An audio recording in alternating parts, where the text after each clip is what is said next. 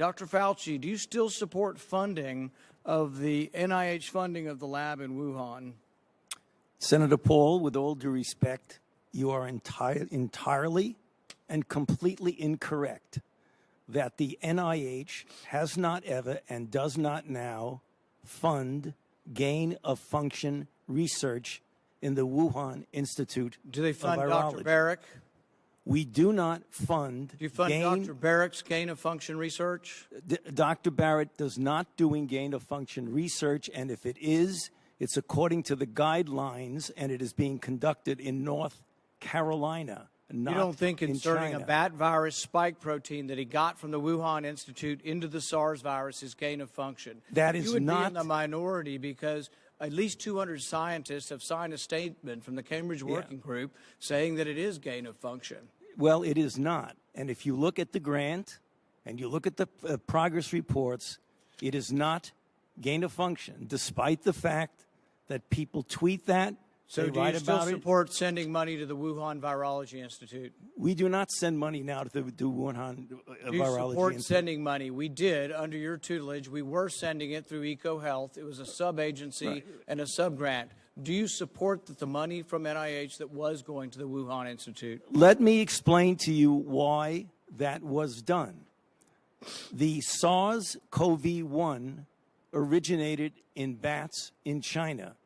It would have been irresponsible of us if we did not investigate the bat viruses and the serology to see who might have been infected. Or perhaps it would be irresponsible to send it to the Chinese government that we may not be able to trust with this knowledge and with this incredibly dangerous viruses.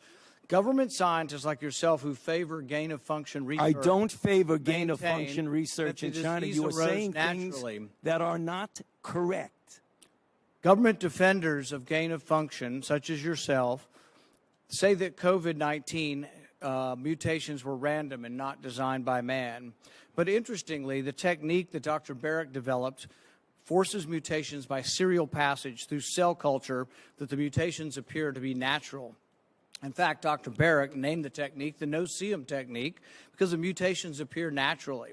Nicholas Baker in the New York Magazine said nobody would know if the virus had been fabricated in a laboratory or grown in nature.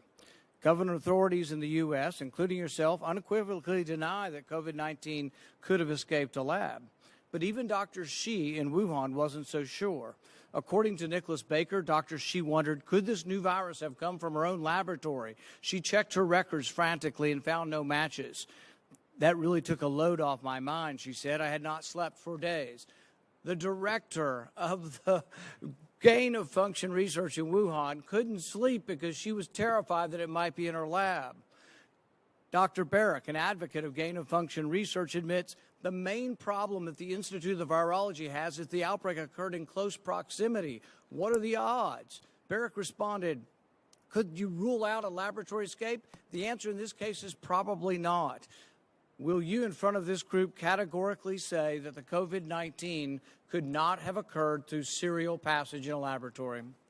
I do not have any accounting of what the Chinese may have done, and I'm fully in favor of any further investigation of what went on in China. However, I will repeat again, the NIH and NIAID categorically has not funded gain-of-function research to be conducted in the Wuhan Institute of Virology.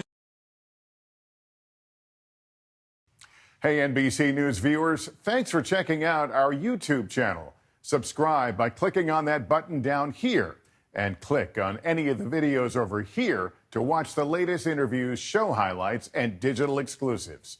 Thanks for watching.